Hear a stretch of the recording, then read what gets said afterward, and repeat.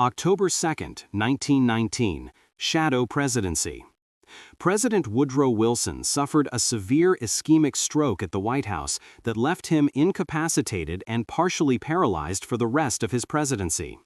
The event was concealed from the public, the press, and Congress for months. Wilson's personal physician, Rear Admiral Cary Grayson, and First Lady Edith Balling Wilson became the primary gatekeepers of presidential correspondence and decision flows. Wilson's medical record reveals a history of cerebrovascular issues predating the 1919 stroke. Scholars report that earlier transient ischemic attacks and vascular disease had weakened his cerebral circulation over years. By 1919, the physical and mental toll of a touring campaign to promote the League of Nations had pushed Wilson's health toward a crisis. The campaign had covered thousands of miles in a short span, exacerbating fatigue, headaches, and stress. Immediately following the stroke, Wilson experienced paralysis on his left side, impaired vision, and periods of unconsciousness. His medical team declared that absolute rest was essential for some time. As his condition persisted, the president remained largely bedridden in the White House. Edith Wilson, with Grayson's support, filtered which issues would be brought to her husband, effectively acting as an intermediary between Wilson and his cabinet, advisors, and Congress.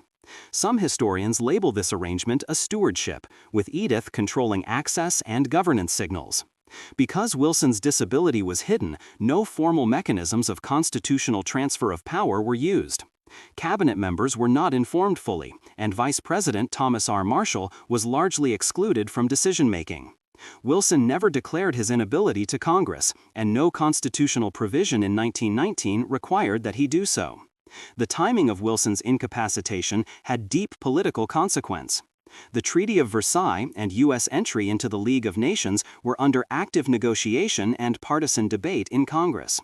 Wilson's inability to moderate Senate opposition or engage in public persuasion weakened his capacity to broker compromise. The Senate rejected ratification of the treaty in late 1919 and again in 1920, dooming U.S. participation in the League.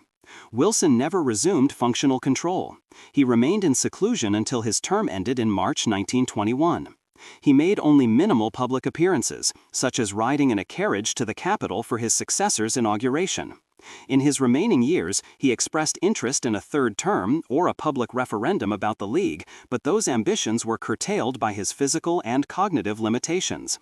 The 1919 stroke exposed a gap in the U.S. constitutional system. At that time, there was no clear procedure to transfer presidential power during incapacitation without resignation or death. Legal scholars later argue that Wilson's concealed disability and shadow regime influenced the drafting and ratification of the 25th Amendment in 1967. That amendment added procedures by which a president can declare inability and by which the vice president and cabinet may act if the president cannot or will not declare it. In the constitutional analyses of Sections 3 and 4, predecessors such as Wilson's case are cited as central to the perceived necessity of clearer rules. The severe stroke that Wilson suffered on October 2, 1919, stands as one of the most significant medical and constitutional turning points in U.S. presidential history. It transformed the balance of executive authority, shaped the debate over presidential disability, and left lasting influence on how the nation confronts incapacitation in the office of the president. For enthusiasts of historical ephemera, visit history-collectors.com to find collectibles that might complement your collection. You can own a piece of history.